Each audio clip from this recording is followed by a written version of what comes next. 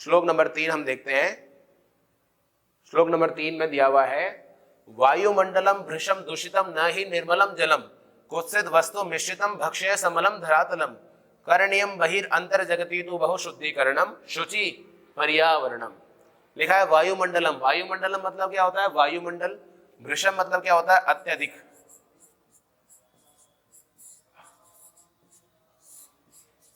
अत्यधिक किसका अर्थ है? ये भृशम का। दूषितम मतलब दूषित। न माने न, संस्कृत में देखो सीधी से अर्थ बात है। न मतलब ना आ गया, ही मतलब ही, नहीं, ना ही बराबर जोड़ दिया तो ना और ही, नहीं आ जाएगा इसका अर्थ। निर्मल मतलब क्या होता है? साफ, यानी कि स्वच्छ। स्वच्छ भी नहीं है, क्या नहीं है? जलम मतलब जल, यानी वायुमंडल तो बहुत ज्यादा दूषित हो ही गया है, जल भी निर्मल यानी स्वच्छ नहीं मतलब नहीं है। जल भी स्वच्छ नहीं है, हवा भी यानी वायुमंडल भी खराब है और पानी भी प्रदूषित है। कुत्सित वस्तु मिश्रितम। कुत्सित मतलब होता है बेकार। बेकार के वस्तुएं या बेकार के पदार्थ। बेकार की वस्तुएं। अब लिखा है मिश्रितम, मिली हुई है। इसका अर्थ मैं यहां लिखूंगा, आप समझ जाना। मिली हुई है, किसमें मिली हुई है? भक्ष्यम में। भक्ष्यम मतलब क्या होता है? भोजन। यहां लिख देता हूं इसके ऊपर ही। भोजन भी कैसा हो गया? मिलावट वाला हो गया है। भोजन भी कैसा हो रहा है? मिलावट वाला हो रहा है। उसके अंदर भी क्या है? बहुत सारी कुत्सित वस्तुएं यानी बेकार की वस्तुएं मिली हुई रहती है। समलम यानी मल सहित।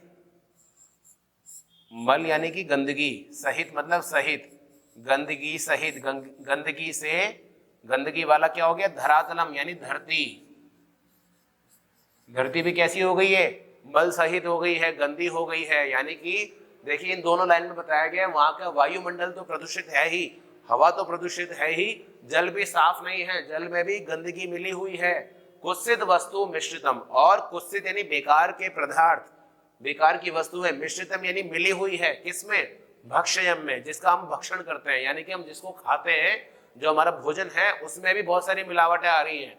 अब आप देखेंगे भोजन में आप जान सकते हैं कि आजकल हर चीज जो हम जाते हैं, आज 12 महीने कोई भी चीज आपके लिए अवेलेबल है। एक समय ऐसा होता था कि सर्दी में सर्दी का सामान मिलता था, गर्मी में गर्मी का सामान मिलता था। सर्दी के फ्रूट फल सब्जियां सर्दी में मिलते थे, गर्मी के फ्रूट फल सब्जियां हमारे गर्मी में मिलते थे। बट आज 12 महीने, कोई सा भी महीना क्यों ना हो, कैसा भी मौसम क्यों ना हो, आपको हर चीज मिल सकती है कि नहीं मिल सकती है? आप जानते हैं मिलती है। तेल वगैरह जो होते हैं, हमारे पदार्थ जो होते हैं, सब्जी घी तेल इत्यादि, उनमें कितनी ज्यादा मिलावट आ रही है वो हमें पता है। राशन के लिए घर में जो हमारा सामान होता है, मिर्च मसाले होते हैं, वो बिल्कुल फ्रेश नहीं है, उसमें भी बहुत सारी बेकार बेकार चीजें मिली भी रहती है। फिर क्या होता है, जब वो सामान पैक होकर हमारे घर में रसोई में जाता है और जब वो खाना बन के आता है, जब सब खाते हैं तो हम मिलावट वाला खाना खा रहे हैं। इसलिए कवि ने बोला है कि बड़े बड़े शहरों में ज्यादा मिलावट होती है अपेक्षा गाँव की, छोटे शहरों की तुलना में। आप देखेंगे तो गाँव में वहां पर आपको सब्जियां भी खेतों से फ्रेश मिल जाएगी, है ना, और वहाँ घी तेल, घी भी और मक्खन और दूध का सामान भी जो है, गाय होती है तो उससे फ्रेश मिल सकता है। बड़े शहरों में नहीं मिल पा रहा है। इसलिए यहाँ पे दिया हुआ है कुत्सित वस्तुएं मिश्रितम, यानी बेकार की वस्तुएं मिली हुई है, किसमें? भोजन में। समलम धरातलम, और धरातल भी कैसा हो गया है? प्रदूषित वाला हो गया है। करणीयम यानी करना चाहिए, बहिरंतर जगती तो, इसलिए क्या करना चाहिए? करणीय मतलब करना चाहिए, करना चाहिए। क्या? बहिरंतर जगती, बहि मतलब बाहर, अंत मतलब अंदर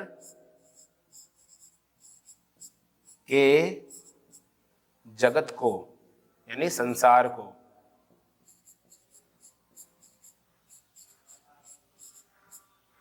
यानी हमें फिर क्या करना चाहिए? बाहर और अंदर के संसार को।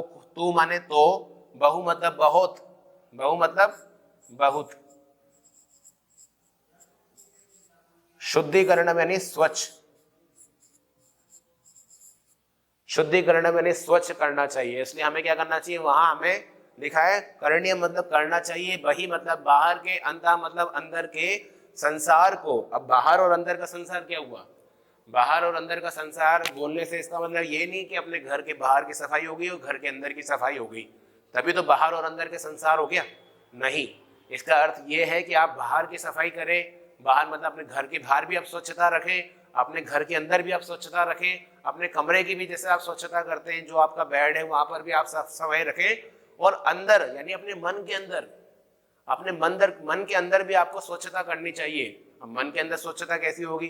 कुछ लोग सोचेंगे बहुत दिन से सर्दी में कुछ लोग नहाते नहीं है, नहा लेते हैं मन स्वच्छ हो जाएगा।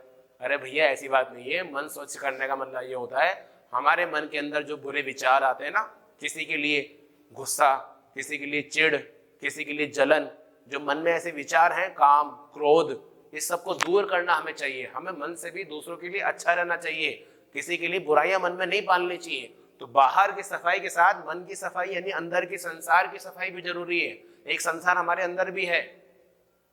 आप कक्षा 10 में है, आप लोग समझ सकते हैं, आपने अगर थोड़ी बहुत जिंदगी देखी है, लोगों से आप मिले हो, आपने बहुत कुछ अनुभव किया हो अपनी छोटी सी उम्र में, तो आप देखेंगे एक संसार बाहर चलता है, यानी दुनिया में, हमारे घर में, हमारे माता पिता के सामने, भाई बहन दोस्तों के सामने, क्लास में, स्कूल के अंदर टीचर के सामने, लंच में, कोचिंग में, ट्यूशन में, यहाँ सब जगह एक संसार है। वहां आपको पता है कि आपको किसको कितनी बात बतानी है, किसके साथ कैसे पेश आना है, किसके साथ कैसे बातें करनी है, किससे नहीं बातें करनी है, कौन कैसा है, किसके साथ कैसे रहना, ये बाहर की बात है। अंदर का संसार दूसरा अलग है कि आप किसके लिए क्या सोचते हैं, आप किसको कैसा मानते हैं, किसके लिए मन में क्या फीलिंग है, ये अंदर का संसार है। तो संसार अंदर वाला तो कोई पहचान नहीं पाता है ना, सिवाय हमारी मम्मी वगैरह या पापा वगैरह जो हमें जानते हैं बचपन से, या हमारे बहुत क्लोज फ्रेंड जो होते हैं जो हमें बहुत अच्छे से पहचानते हैं, वही जान पाते हैं कभी कभी। पूरा तो वो भी नहीं जानते कि हमारे मन में क्या चल रहा है। इसलिए दो तरह के संसार है, एक बाहर और एक हमारे मन के अंदर। तो हमें क्या करना चाहिए? बाहर के संसार की तो स्वच्छता साफ सफाई करें, मन के बुरे विचारों को भी आप त्याग दें, उन्हें भी आप हटा दें। तो हमें, इसलिए कवि ने बोला है यहाँ, बहिर अंतर जगती, बाहर और अंदर की जगत का क्या करना चाहिए? शुद्धिकरणम, यानी उसको तो बहुत स्वच्छता हमें करनी चाहिए, तभी क्या होगा?